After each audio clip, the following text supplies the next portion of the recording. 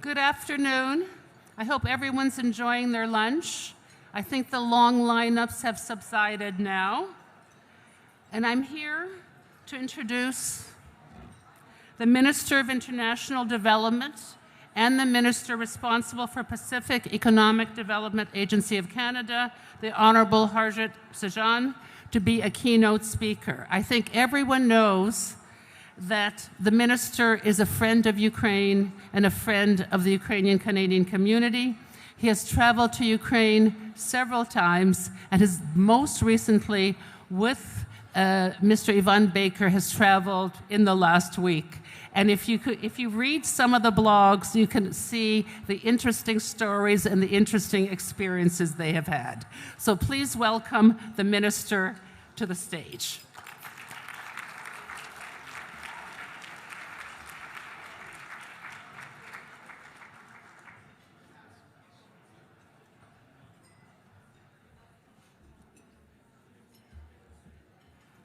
Good afternoon, everyone. It is always difficult to start remarks when everybody has some very good Ukrainian food in front of them. I'd be probably doing the same thing and trying to enjoy the food. But I really appreciate you giving me an opportunity to speak to all of you. But before I begin, I want to acknowledge that we're on the Treaty 1 is the traditional territory of the Anishinaabe, Cree, Oji Cree, Dakota, and the Dene peoples, and the homeland of the Red River Métis. So thank you again for this very kind opportunity and kind introduction. I'm running into new friends and many old friends here from the time that we've either whether meeting up in Ukraine or when we were learning how to make borscht. So it's really nice to be with all of you. And to all the leadership with the Ukrainian community, I just want to thank you. For not only all the work that you're doing, but my heart goes out to you during this extremely difficult time. So, you know, right now we are all here at a very crucial time in our world's history. Now, as we speak, the people of Ukraine continue to show the world just how strong and resilient they are in the face of the unjustifiable Russian aggression. Now, I want to acknowledge the collective sacrifices and the losses that Ukrainians have experienced, not just from the shelling, the drone attacks, the destruction of infrastructure, but also the continued horrible discoveries of the mass graves found in the liberated areas that we have seen, and that is despicable. Ukrainian Canadian community has shown an incredible unity and support, and my heart goes out to all of you, especially as more atrocities are covered on what Putin has done. Now, as many of you know, I recently traveled to Ukraine with my colleague, Member of Parliament, Ivan Baker, who's sitting here with me today. And we wanted to see firsthand from Ukrainians about their experience and what the war, exactly what they're going through. And actually, we were literally on their way to across the Polish border when Putin launched his missiles and delayed our entry to that country. But again, for us, it was another visible reminder of what Putin is willing to do. So when our trip allowed me to personally witness what the world has been seeing at a distance over the last 8 months. Now, we saw that Putin is targeting buildings where civilians live. Putin is targeting power plants so that civilians can't have heat. Putin is targeting the water supply so that they can't have vital resources. And so it is, as I stated before, it's hard not to draw the parallel with the Holodomor when Stalin tried to starve the nation. And Putin will go into history synonymous with Stalin. But regardless of what I saw in terms of the missiles and what we saw in the news, when we got into Ukraine and especially into Lviv, what I witnessed was absolute resiliency.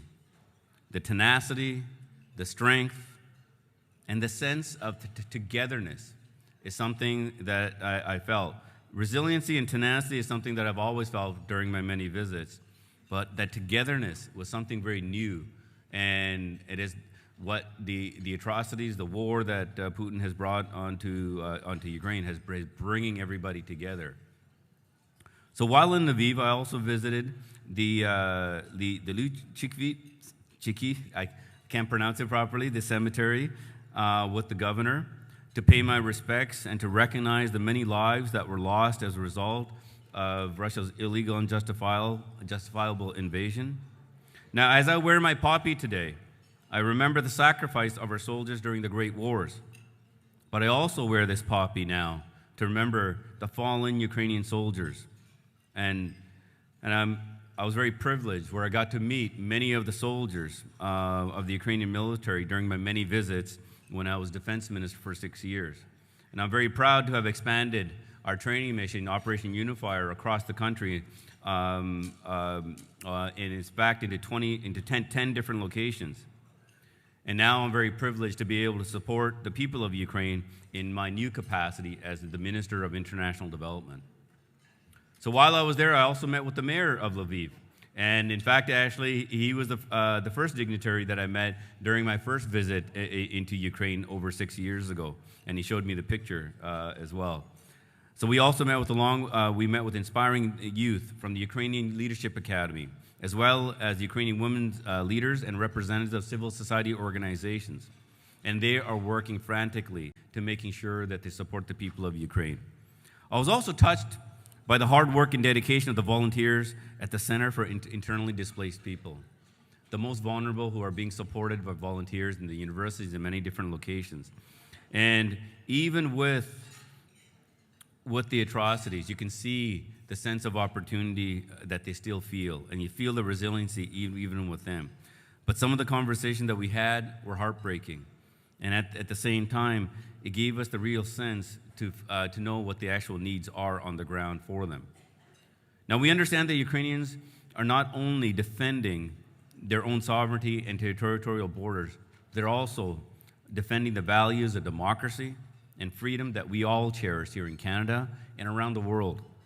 And that is why Canada has been steadfast in our support for Ukraine, which has taken in various forms, including financial, military, humanitarian development assistance, as the Prime Minister had mentioned yesterday. And our assistance continues with support of the government for military, civil society, internally displaced people, and those most marginalized and vulnerable, as well as Ukrainians who have sought refuge here in Canada.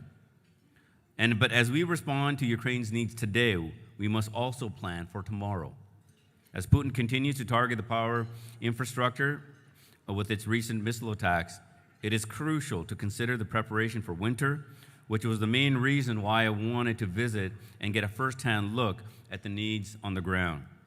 Now, as you know, over 17.7 million Ukrainians need humanitarian assistance, including food, water, shelter, and many of them that are not equipped for the winter.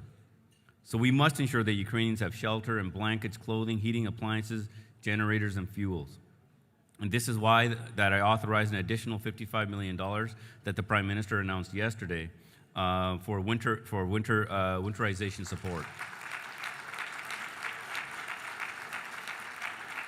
So, and I really appreciate the clap, but I want you to know that there's no need for encouragement, no need for even thank yous. This is our responsibility.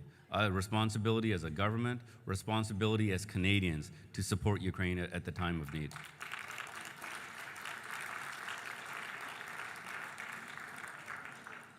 And I also want to take this opportunity.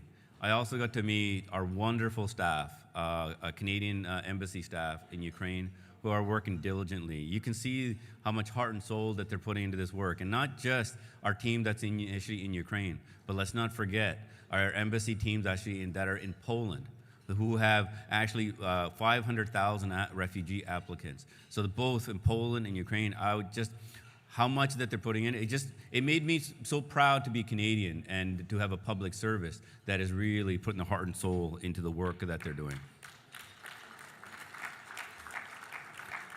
So we know that Russia is also weaponizing food and energy issues and spreading disinformation, and as you spoke in the last session, particularly for non-Western developing economies in the global South, claiming that Western sanctions are to the blame for the shortages and the price hikes.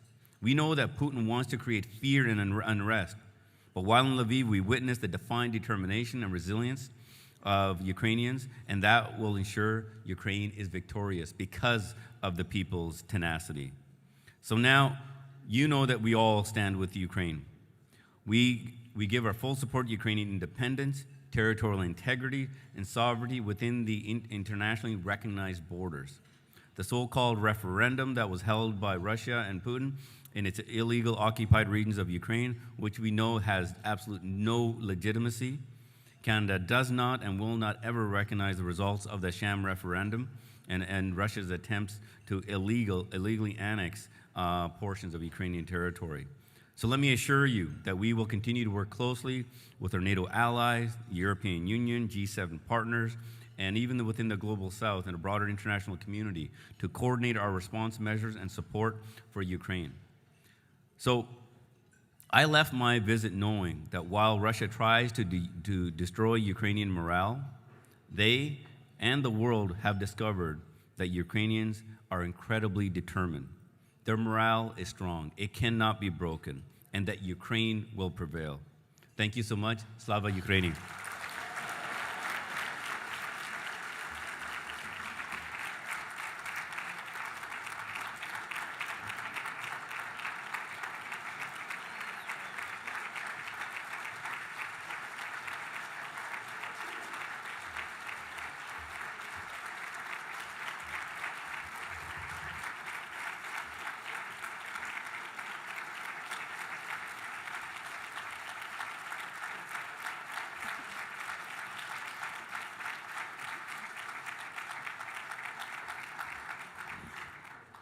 I wanted the minister to bask in that applause because any minister who has been saddled with the Ukraine file in 2 successive portfolios deserves that.